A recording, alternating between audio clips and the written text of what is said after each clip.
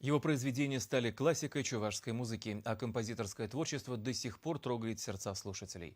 В Национальном музее открылась выставка «Молодой гений чувашской музыки», посвященная столетию со дня рождения композитора Геннадия Воробьева.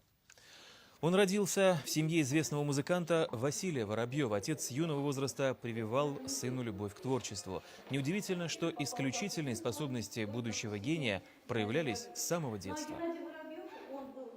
Он один из немногих чебоксарских детей, пошел учиться в музыкальную школу, где учились дети в основном деревенские. И, конечно, он учился так блестяще, что в школе он проучился недолго, и его маленького совершенно взяли в музыкальное училище. Да, это тоже уже был парадокс. Но в музыкальном училище он учился сразу по двум специальностям. Это тоже было удивительно для того времени. И по обеим специальностям он закончил училище на отлично.